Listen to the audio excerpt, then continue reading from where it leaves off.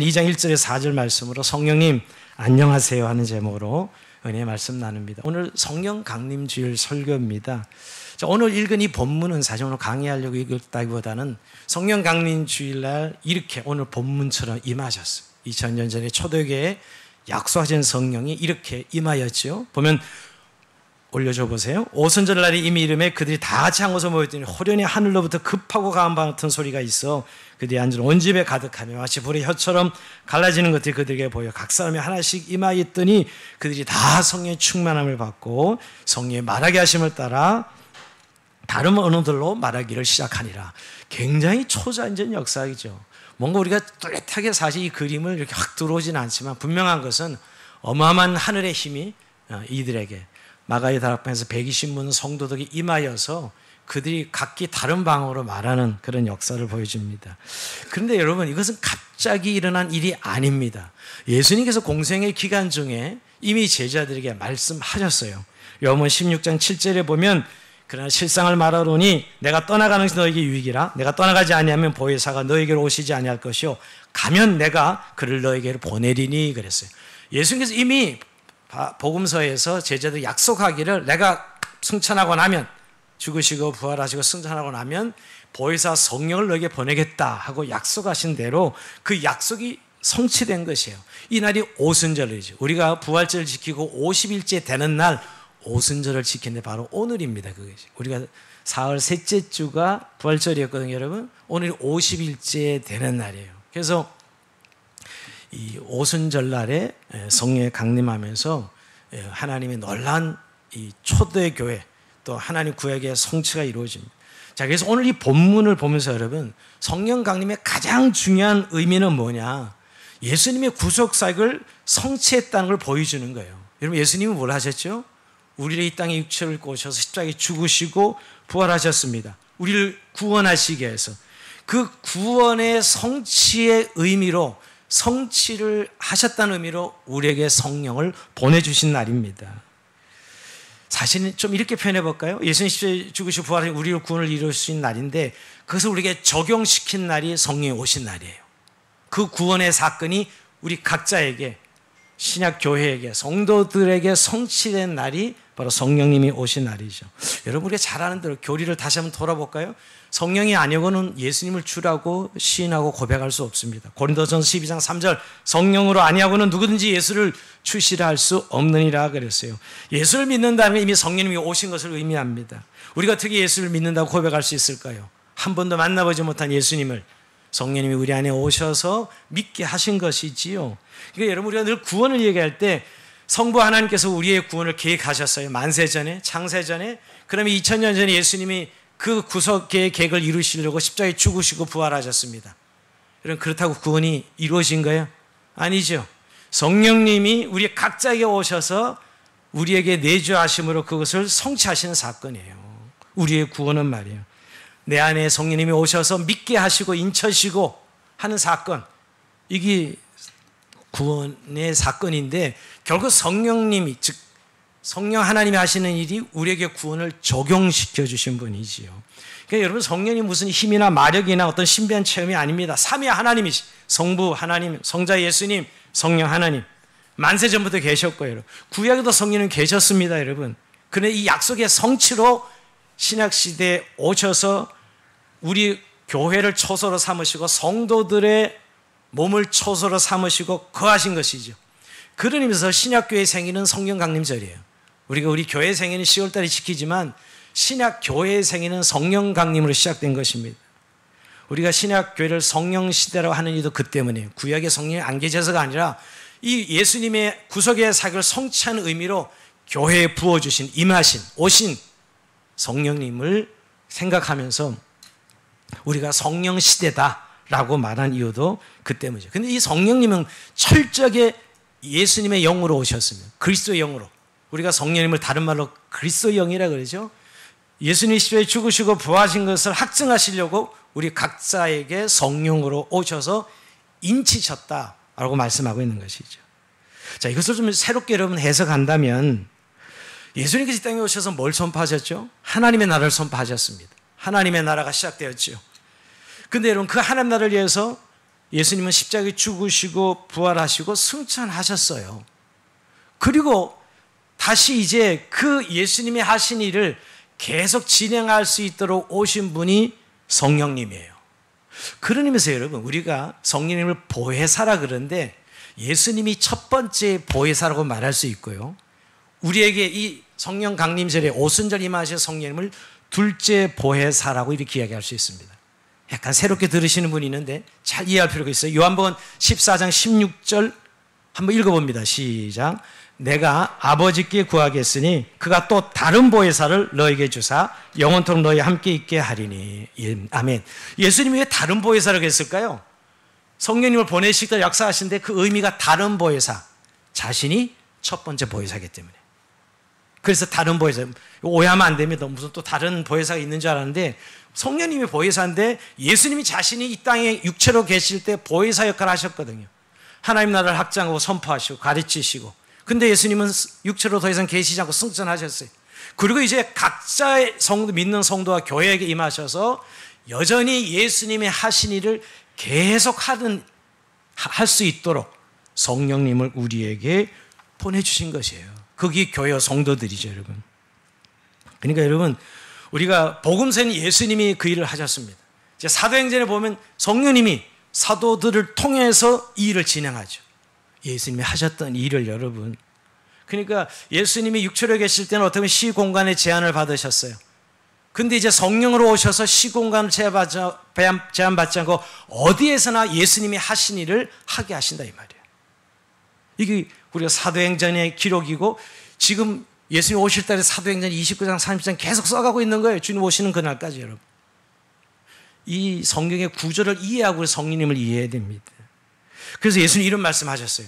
요한복음 14장 12절 한번 같이 읽어봅니다. 이것도 시작. 내가 진실로 진실로 너에게 이르노니 나를 믿는 자는 내가 하는 일도 그도 할 것이요 또한 그보다 큰 일도 하리니 이는 내가 아버지께로 감이라. 아멘. 여러분, 왜 이 제자들에게 내가 한 일을 너도 할 것이야? 예수님이 하신 일이 어마어마한 일인데 너희들 할 것이고, 아니 나보다 더 큰 일도 할 것이야. 왜? 나는 이제 아버지께로 갈 것이고 내가 보내는 성령님을 너에게 보내줄 테니 그 성령님이 예수님이 하신 일을 그대로 할 것이라는 거예요. 그것이 신약 교회가 저와 여러분입니다. 여러분, 예수 믿는 건 시시한 게 아니에요. 우리 안에 오셔서 예수 믿게 하신 것은 성령님이 우리 안에 내주하셔서 구속을 성취하시고 완성하시고 여전히 예수님이 하셨던 하나님의 나라 일을 하게 하시는 거예요. 하나님 나라 일을. 하나님 나라 확장하고 건설하죠. 여러분, 하나님 나라 일이 뭐예요? 우선 하나님 백성 되게 하는 것이죠. 여러분, 우리가 어떻게 예수를 믿어요? 우리가 어떻게 예수를 믿었어요? 여러분, 십자가 복음이 얼마나 어리석고 미련하고 꺼리낀 일입니까? 고린도서 1장 말대로 사도 바울이 그렇게 하죠. 복음은 꺼리낀 일이고 미련하고 어리석은 일이라고. 근데 그걸 어떻게 믿고 우리가 구원받았냐고요? 성령께서 하신 일이죠. 성령님이 아니고는 이걸 믿을 수가 없는 거예요. 십자가 사건이 우리를 구원하셨다. 여러분, 보지도 않은 예수, 그 2000년 돌아가지 않은 예수를 여러분 어떻게 믿어요? 성령님께서 믿게 하신 것이지요. 그래서 성령님이 하나님 백성 되게 하시고 하나님 백성 될 뿐만 아니라 하나님 백성으로 여전히 하나님의 나라를 확장해 갈 수 있도록 우리에게 은혜를 주시는 분이 우리 안에 내주하시는 성령님입니다. 그러면서 하나님 백성의 삶을 한마디로 이야기하면 성령과 함께 살아가는 삶입니다. 우리가 살아가는 삶을 정의 내린다면 하나님 백성을 성령과 함께 살아가는 삶, 그리고 성령의 능력으로 살아가고 성령님과 동행하는 삶이 바로 그리스도인이요 하나님 백성들이죠. 자, 그렇다면 오늘 여러분 이 성령 하나님 주니까 한번 정리해 볼 필요가 있어요. 성령님은 어떤 분이며 어떤 일을 하시는 분입니까? 첫 번째로 성령님은 우리 안에서 진리로 우리를 인치시고 보증하시는 분입니다. 자, 인쳤다 표현이 굉장히 어려운데 여러분 에베소 1장 13절 이하에 나옵니다. 이렇게 나오죠. 그 안에서 너희도 진리의 말씀 곧 너희의 구원의 복음을 듣고 그 안에서 또한 믿어 약속의 성령으로 인치심을 받았으니 이는 우리 기업의 보증이 되사 그 얻으신 것을 성령하시고 그의 영광을 찬송하게 하려 하심이라 해서 이게 인친다는 게 뭐예요? 도장 찍는 거예요. 도장. 인쳤다는 건 도장이에요. 여러분 도장을 왜 찍은 거예요? 소유권, 내 소유권을 드러낼 때 도장 찍죠, 여러분. 옛날에 임금들이 다니면서 반지 도장을 찍었어요. 반지 도장을 찍으면 임금이 책임진다는 의미예요. 임금 직인이 지키면 임금이 책임진다는 의미죠. 마찬가지로 성령이 인치셨다는 것은 하나님을 우리를 자기 소유로 삼으셨다는 거예요. 우리에게 찾아오셨다는 말은 우리의 영혼을 하나님이 자기 소유로 삼으셨다. 그래서 여러분 보증이, 자, 인쳤단 말고 보증이 꼭 따라 붙는데 보증이 됐다는 게 뭐예요? 여러분, 보증금 걸면 시간이 지나면 그 내 집 되는 거예요. 물건 살 때 보증금 걸고 사잖아요.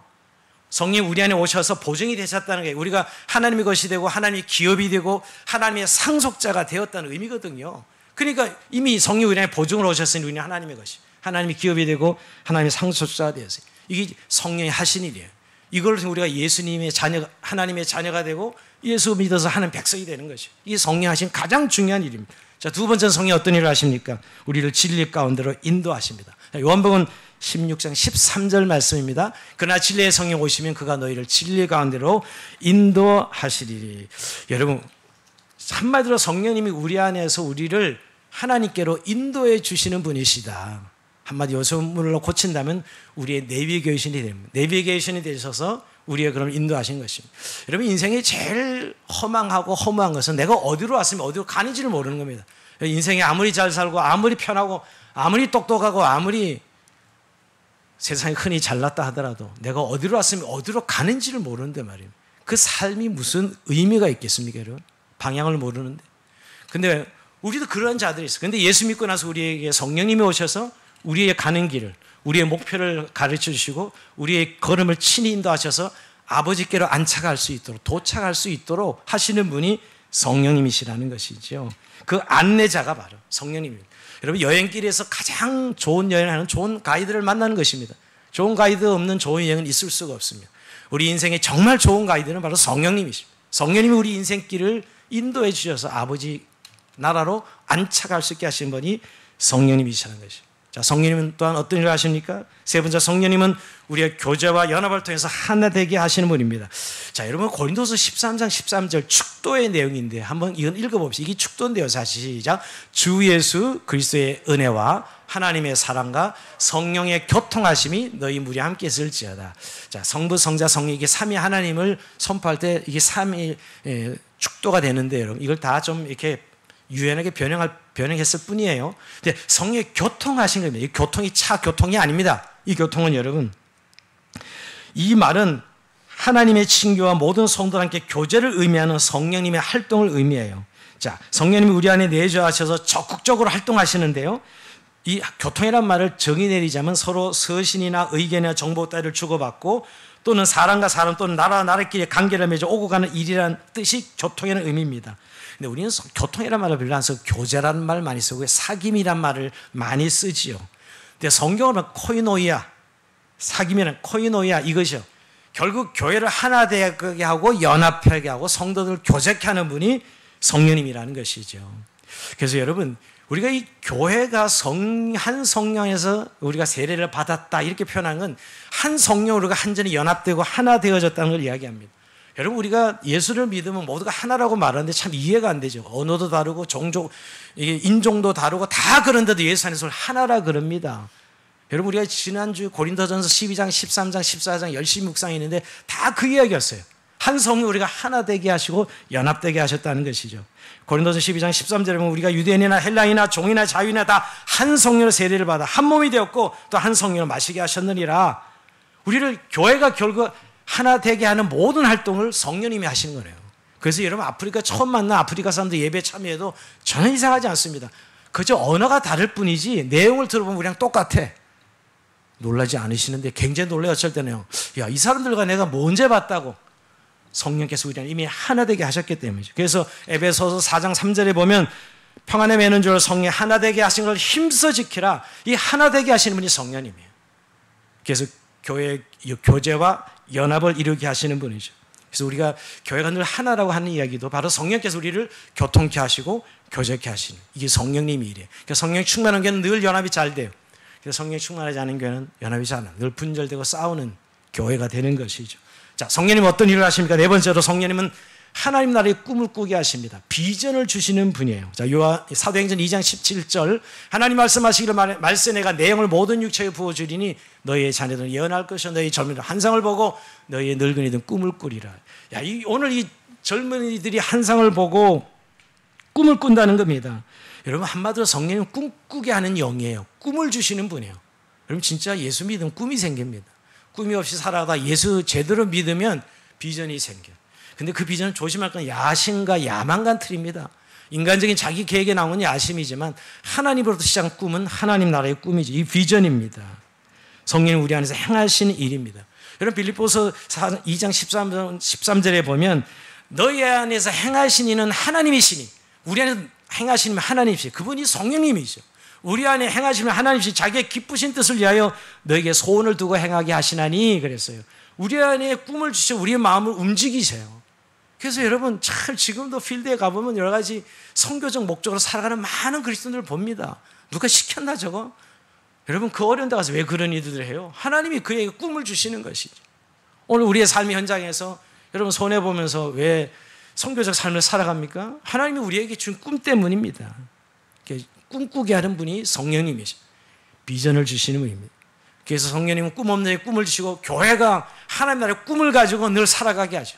여러분 교회가 그저 생존만 위해서 있다면 그저 종교단체 이상 이하도 아닙니다. 그러나 교회는 늘 하나님 나라의 꿈을 꾸죠. 왜? 성령께서 계속 우리에게 꿈꾸게 하시기 때문이죠. 그런 비전의 사람들이 성령님의 사람입니다. 자, 성령님은 우리가 어떤 일을 하십니까? 다섯 번째로 성령님은 우리에게 능력을 주시고 은사를 주십니다. 사도행전 1장 8절에 보면 너에게 성령이 임하시면 권능을 받고 그랬습니다. 성령이 임하시면 우리가 능력을 주신다고 말씀하고 있지요. 여러분 이 복음서의 12제자들을 우리가 찌질이라 그럽니다. 여러분 하나같이 참 이해가 안 되는 제자들의 행동들을 보면, 근데 사도행전 딱 넘으면 똑같은 제자리인데 왜 그렇게 다른 삶을 살아가요? 도대체 그들의 변화를 뭘로 설명하냐고요. 오직 성령이 너에게 임하시면 너희가 권능을 받고 능력을 받은 제자들입니다. 그래서 사도행전을 성령행전이라고 그러죠.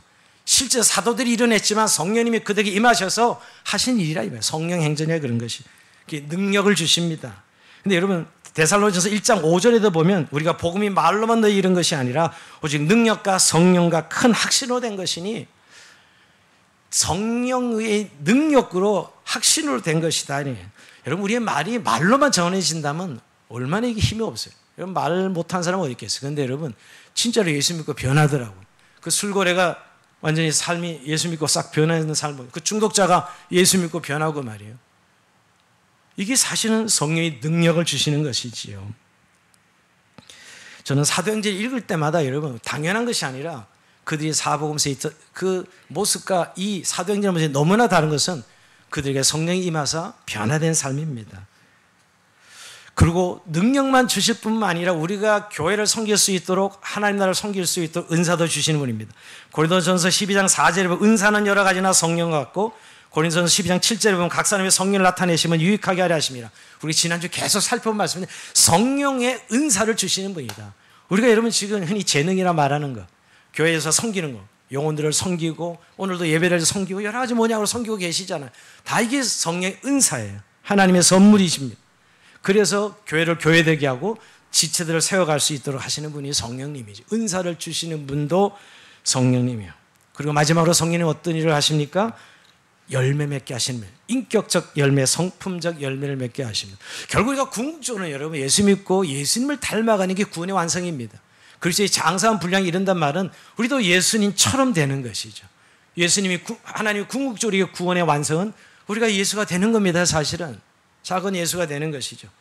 그때 그 변화시켜 가시는 분이 성령님이에요. 갈라디아서 5장 22절 이하에 우리가 성의 9가지 열매를 봅니다. 오직 성령 열매 사랑과 희락과 화평과 오래 참음과 자비와 양선과 충성과 온유와 절진이 9가지 열매인데 한마디로 이야기하면 사랑이죠. 결국 여러분 예수 믿고 우리가 성품이 사랑의 성품을 바뀌어요. 하나님을 사랑하는 사람으로, 이웃을 사랑하는 사람으로 바뀝니다. 우리가 너무 고상한 도덕을 생각하는 분들이 의외로 많은데요. 정말 우리가 사람이 변한다는 건 여러분 사랑할 줄 아는 사람은 변합니다. 인간의 관계를 만들어내고 하나님과의 관계를 만들어가는 사랑하는 사람이 된다는 가장 큰 변화죠. 여러분 예수님 믿고 성품이 변하고 삶이 변하는 이게 성령님이 하시는 일입니다. 결국 여러분 우리가 변화되는 게 내가 노력하고 애쓰고 변해야지 하고 변하는 게 아니라요. 성령님과 함께 살다 보면 성령을 의지해서 인격적으로 교제하다 보면 변해 있는 우리 자신을 발견합니다. 기독교의 변화는 용 쓰는 것이 아닙니다. 성령과 함께 살기만 하면 우리도 모르게 이미 변화되어 있는 자기의 자신을 발견하죠. 내가 왜 이런 선택을 하지? 내가 왜 이런 길을 걷고 있지? 성령을 따라가고 있는 것입니다. 변하게 하시는 분도 성령님이십니다. 어떻게 보면 성령님이 우리의 모든 믿음 생활에 다 관여하시는 거예요. 결국 성령과 함께 살아가는 삶이 그리스도의 삶이다 하는 이유가 있기 때문이죠. 자, 근데 여러분, 결국 우리에게 실제로는 성령님과 함께하는 삶을 표현할 때 저는 성령님과 동행하는 동행자이다, 동행하는 사람이다 라고 표현할 수 있습니다. 근데 성령님을 아까 보혜사라 그랬죠. 이 파라클레토스란 말을 번역한 것인데요, 하도 이만희가 이걸 잘못 자기한테 적용해가지고 요새 보혜사는 말을 안 써. 교회가 이 좋은 말을, 성령님 이름이 보혜사인데 이만희가 자기가 보혜사 하는 바람에 이단들이 좋은 말을 다 쓰면 정통교회가 쓰지를 않나. 여러분, 신천지가 얼마나 좋은 단어예요. 새하늘과 새 땅. 그래서 우리가 안 쓰잖아요. 이단 지칭할 때만 쓰고 있지. 근데 여러분, 보혜사가 파라클레토스란 이름인데 원어를 번역하면 은혜를, 이 한문을 번역하면 은혜를 보전하는 스승님, 이렇게 번역할 수 있습니다. 근데 이건 정확한 번역이 되지 않는 것 같은데요, 영어 성경을 보면 변호사, 변호자, 상담자, 위로자, 돕는 자 이렇게 번역하고 있어요. 파라클레토스를 바로 그냥 문자적으로 표현하면 옆에 같이 있도록 부름받은 사람, 옆에 같이 있도록 부름받은 사람, 헬퍼, 성경에 돕는 배필 다 똑같은 용어입니다. 사실 우리에게 옆에 있어 주는 사람이에요. 동행자입니다. 동행자. 여러분, 근데 우리가 홀로 살지 않고 동행자를 붙여주신 거예요. 동행자. 이 바로 성령님을 우리에게 보내주신 것은. 근데 여러분, 오리지널 동행자가 있죠. 오리지널 동행자가 누구예요? 임마누엘이신 예수님이 오리지널 동행자예요. 여러분, 주님이 이 땅에 오시면 우리와 함께 하시러 오셨죠. 그래서 그의 이름이 뭐라고요? 임마누엘입니다. 임마누엘, 하나님 우리와 함께 하시다는 뜻이거든요. 그러니까 예수님이 육체로 이 땅에 오신 것이 임마누엘 사건이고, 그 다음에 예수님 승천하신 다음에 육체로 오신 예수님은, 영으로 오신 예수님, 성령님이 우리에게 오신 분이 바로 보혜사, 성령님이지요. 그래서 아까 다른 보혜사로 말씀한 이 때문입니다. 그래서 영원토록 내가 너희 함께 할 것이다. 여러분, 마태복음 28장 20절 마지막 복음서 마태복음 끝절은 내가 영원토록 너희 함께 할 것이다. 뭐예요? 이 보혜사 성령님과 우리 임하셔서 영원토록 함께 하시겠다는 것이. 그래서 예수님께서 제자들에게 요한복음 14장 18절에 보면 내가 너희를 고와 같이 버려두지 아니하고, 고와 같이 버려두지. 예, 인간은 정말 외롭습니다. 반드시 동행자가 필요해요. 그래서 우리에게 돕는 배필을 부부로 살게 하시고 가족을 주시고 이웃을 주셨어요. 근데 여러분, 인간 동행자는 언젠가는 헤어집니다. 참, 여러분, 사람 꼭 마음에 늘 이렇게 생각하고 사셔야 돼요. 인간 동행자는 영원하지 않습니다. 언젠가 나도 모르게 떠나갑니다. 결국 나만 남아요. 그럴 때 영원토록 함께 하시겠다는 분이 계시니 바로 보혜사 성령인 동행자입니다. 여러분, 인간이 참 고독하고 외롭습니다. 뭐 가족이 있어도 그렇고, 뭐 사랑하는 남편과 아내가 있는데도 너무너무 외롭다고 하고 고백하는 분들 가끔 이야기를 들어볼 수 있는데, 여러분, 바로 이 파라클레토스 성령님이 우리 옆에, 우리 안에 계시기 때문에 외롭지 않도록 우리의 걸음을 인도하시겠다고 성경에서 말씀하고 계십니다. 자, 여러분, 오늘 성령 강림 주일인데 우린 정말 이 보혜사 성령님과 동행하고 계시는 겁니까? 정말 우리는 예수님과 함께, 이 성령님 보내주신 성령님과 함께 동행하고 사냐고요. 근데 여러분, 우리 안에 우두커니 그냥 계시게 하고 있지는 않습니까? 예수 믿는다 하면서 내 안에 계신 성령님 우두커니 그냥 내버려 두고 계시는 않습니까? 여러분, 우리가 그 성령과 동행하려면 교제가 있어야 돼요. 소통이 돼야 됩니다. 소통과 교제 없는데 무슨 그분과 동행한다고 이야기할 수 있겠어요? 여러분, 저는 오리지널 보혜사, 첫 번째 보혜사 성령 예수님 생각해 보세요. 예수님이 제자들 공생 3년 동안 같이 먹고 자고 살았습니다. 무슨 이야기를 했겠어요? 예수님은 아파요. 뭐 배고파요. 우리 장모님이 병났습니다. 제자들과 맨 이런 이야기 했겠죠, 여러분. 성령님이, 그분은 떠나가시고 이제 승천하셨고 보혜사 성령님이 오셔도 동일한 겁니다.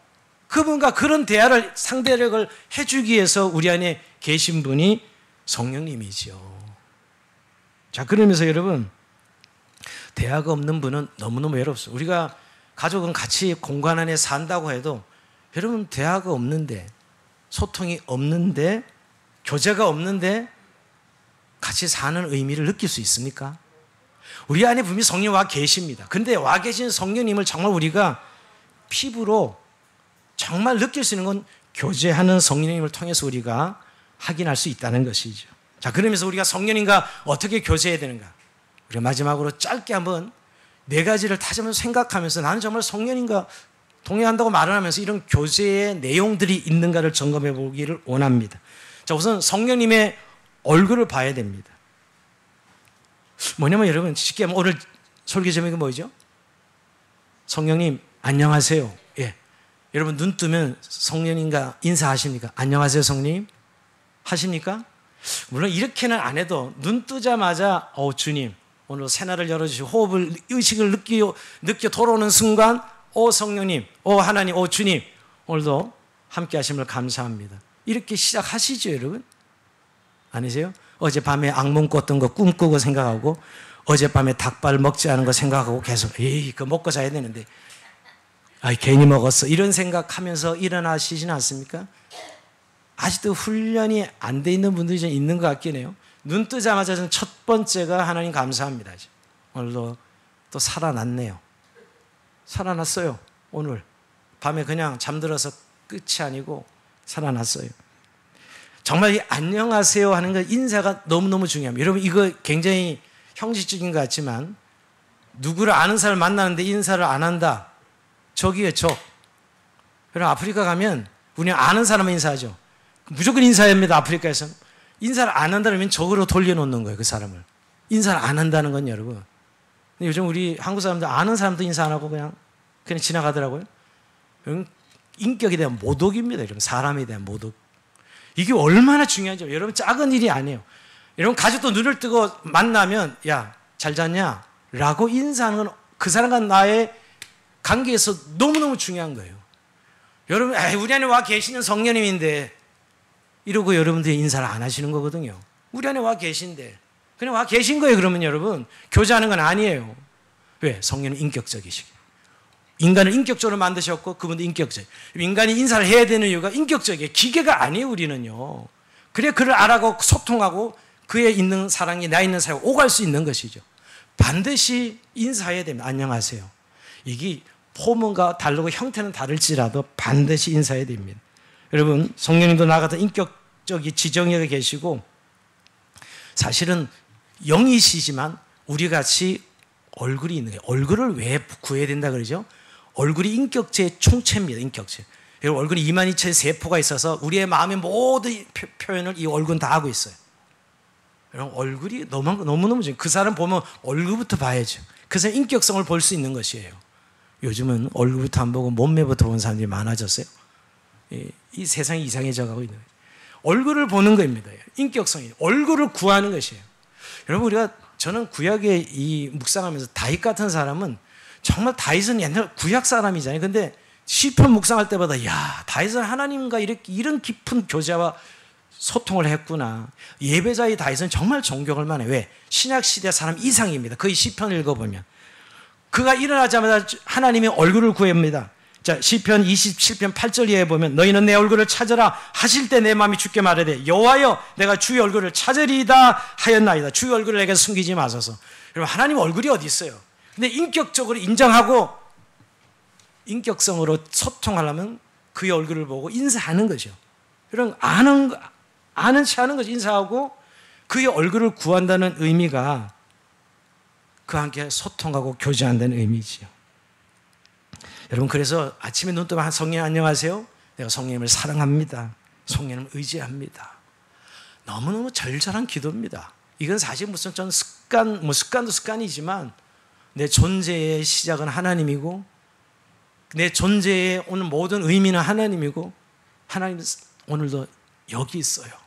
저는 여기 있다는 표현 참 잘 쓰는 사람인데 여기 있어요. 여러분 여기서 먼저 주님의 얼굴을 구하는 것, 즉 인사하는 이 교제가 있어야 됩니다.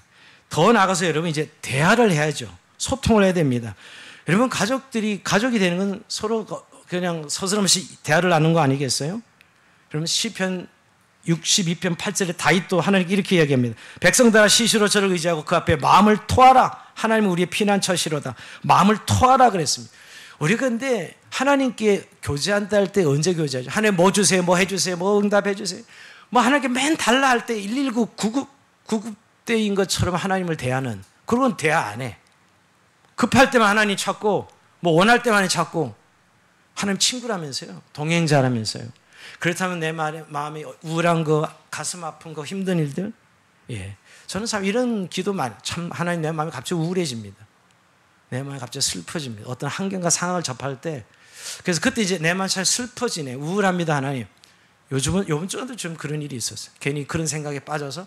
그럴 때 그렇게 고백하면서 이제 하나님과 대화가 시작돼. 내 마음 우울하면 너 왜 우울하냐?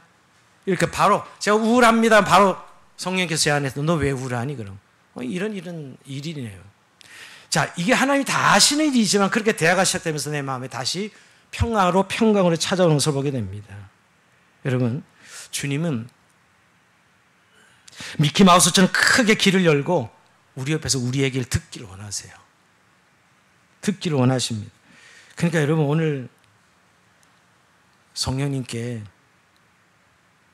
우리가 날마다 대화를 통해서 그분의 음성을 듣고 우리의 내용을 알아내는 건 너무 중요해요. 근데 어떤 분은 듣기만을 바라는 분이 있는 것 같아요. 아니요. 우리 이야기도 다 들으시는 분이 성령님이십니다. 여러분, 애인에게 대화할 때 한번 생각해 봐요. 너무나 유치한 단어를 동원하죠. 애인한테는. 사랑하는 사람에게는 뭐 유치한 언어도 동원합니다. 왜? 그만큼 친밀감이 있기 때문이에요. 그만큼 친밀감이 없으니까 뭐 형식적인 이야기. 저는 가끔 성도들과 저랑 대화할 때 보면 너무너무 형식적인 대화를 느끼면서 저 성도와의 관계 이 정도밖에 하지 안 되는구나. 사실은 참 그 가정에서 기도도 많이 하고 어떻게 보면 그 영적으로 어떤 애비의 심정, 하지만 늘 그냥 내 할도리하고 이 정도 대화로 끝내요. 더 이상 진행이 안 됩니다. 여러분, 하나님과 우리의 관계가 정말 친밀함을 느껴야 되거든요. 그렇다면 우리의 모든 삶이 그분에게 알려주고 그분의 음성을 들을 수 있는 것이죠. 그래서 여러분, 무시로 성령 안에서 기도하라. 무시로 아무 때나. 이게 우리가 성령과 함께 살아가는 삶이죠. 저는 그래서 사실 늘 공간을 이동할 때마다 잠시 묵상 기도하는 습관이 있는데요. 출근하거나 내가 자리에 들어오거나 어디 가거나 그때 다른 기도하는 게 아닙니다. 주님 여기 왔어요. 공간 이동, 이 공간이 주님의 통치 아래 있기를 원해서 내가 주님 여기 왔어요. 이런 의미의 기도입니다. 항상 이 습관이죠. 습관이. 버스를 타도 딱 잡는 순간 주님 나 여기 왔어요. 여기 탔습니다. 이것이에요, 여러분. 여러분, 결국 성령님과 대화하고 모시고 다니는 그런 습관이에요. 결국 세 번째는 모시고 다니는 것이죠. 여러분, 내 안에 계신데 뭘 모시고 다녀요? 이렇게 얘기할지 몰라요. 여러분, 부모님 다음 계시지만 모시고 다녀요? 그럼 부모님 계신 것과 모시고 다닌 건 전혀 다른 이야기죠. 우리 안에 성령이 와 계시지만 우리가 성령님을 모시고 다니는 의미가 다르지요. 성령 함께 가시지요 하는 의미. 저는 예전에 조영규 목사님이 늘 광대상 오를 때 한 자리를 옆에 비워놓습니다. 성령님이 앉으시죠. 그리고 자기 옆에 앉는, 항상 옆에 한 자리를 비워놓고 성령이 여기 앉으시죠. 그리고 자기가 옆에 앉는 것입니다. 여러분, 이게 하나의 습관적인 영적인 경건의 습관인데 결국 우리와 동행자이신 예수님을 어떻게 대우하고 어떻게 모시고 살아가느냐, 그게 사실 내 인생의 정말 신앙의 내용이고 그것이 내 삶의 전부예요, 사실은. 여러분, 그러고 나가서 구체적으로 여러분, 성령과 함께 동행한다는 의미는 구하는 거예요. 도와달라고 하는 것입니다. 여러분, 성령님 우리에게 오신 이유는 도와주기 위해서 우리가 와 계시거든요. 동업자입니다. 동업자, 보혜사는. 근데 여러분, 성령님은 자동화 기계는 아니에요. 다 아시지 않습니까? 알아서 다 해주면 되지. 성령님은 인격적인 분에서 자동화 기계에 떨어지듯 우리의 기도를 들으신 분이 아닙니다. 우리가 하나님께 알아야 돼요. 그래서 인격적으로 정중하게 성령의 도움을 구해야 됩니다. 성령님 저를 도와주세요 라고 이야기했죠. 여러분, 베드로가 물 걸어가다가 물로 걷어 싹 빠져 주여 나를 도우소서, 바로 건져주시죠. 주님이 그거 보고 있었지 안 보고 있었어요, 여러분? 주여 저를 도와주옵소서 할 때 주님이 도와주신 걸 보게 됩니다. 이렇게 성령님의 실제를 인정하고 소통하고 대화하는 것 너무너무 중요합니다. 이게 저는 실제라고 생각해요. 많은 분이 교리적으로는 아까 이야기한 정의를 다 압니다. 근데 여러분, 정말 성령님이 우리 안에 동행하시냐고요? 친밀감을 누리시냐고요? 아니면 우리 안에 우두커니 그냥 세워놓는 분이고, 말은 예수 믿는다고 하는 걸 다 퉁치고 하는 건 다 내가 하는 거야. 내 마음대로 내 생각대로 다 살아가면서 난 예수 믿어. 속이고 있고 속고 있는 겁니다. 정말 내 안에 예수님이 친밀감으로 누릴 수 있는 사람은 평상시 이런 습관들이 일어나는 것이죠. 제가 오늘 제목을 일부러 성령님 안녕하세요 25년 전에 베니 목사님이 쓴 책의 제목인데요. 순복음 교인들은 이 책을 가지고 굉장히 훈련들을 항상 기억이 납니다. 성령님 안녕하세요. 아침마다 눈 뜨자마자 인사했던 훈련을 했던 것을 기억합니다. 여러분 저는 어느 정도는 이게 습관이 되기까지는 훈련이 필요하다고 생각합니다. 근데 안 되는 이유를 들어보면 다 이건 아는 내용 안 되는 이유를 들어보면 느낌이 없다는 거예요. 느낌이 없다. 이게 이제 이 얘기인데요. 여러분 성령님과 동행은 느낌으로 하고 경험으로 하고 짐작으로 하는 것이 아니라 말씀하신 대로 우리에게 오셨다는 게 실제이기 때문에 믿음으로 하는 거예요. 믿음으로 할 때 경험되어지는 것이지 경험이 없어서 내가 주님 앞에 못 내놓겠다고 이야기를 못 하겠다라는 분들이 의외로 많거든요. 허공을 치는 것이지 뭐 벽에다 대고 하는 것이지 왜? 느낌이 없으니까. 근데 여러분 믿음으로 하셔야 되는 거예요. 성령님이 실제는 믿음으로 하긴 되는 것이거든요. 그래서 수없이 성령 우리의 연약함을 도우시고 우리와 함께 하시고 여러분 신약성경 전체가 다 성령 이야기입니다. 오늘 성경 강림 주일 만에 성령 이야기를 한다면 전체가 다 성령님 이야기입니다. 근데 여러분 우리가 정말 성령님과 친밀하게 동행하는 삶을 오늘도 간구하고 기도하면 좋겠습니다. 한 번 더 점검을 해본다면 여러분 하루의 삶은 뭘 제일 많이 생각하십니까? 그 생각을 제일 많이 한 것이 하나님이시거든요. 근데 아닌 분들은 우상입니다. 보나마나. 내가 뭘 제일 많이 생각하는 걸 생각해보죠. 그것이 하나님이셔야 되는데 그게 성령님이죠. 여러분. 아닌 분들은 우상이 될 것입니다. 오늘도 주님은 우리 함께 하시고 우리 안에 와 계십니다. 그분과 우리가 인격적으로 교제하고 친밀감을 누려서 정말 동행자로서 풍성한 삶, 내가 생명을 주고 너희 더 풍성케 하려 하심이라 이 삶을 약속하신 분이 성령님이신데 그 풍성한 삶을 누리는 저희의 삶이 될 주의 이름으로 축원드립니다. 자, 우리 찬송하면서 주 앞에 기도하시러 나갑시다. 내가 매일 기쁘게 쓰레기를 해가면 우리 한번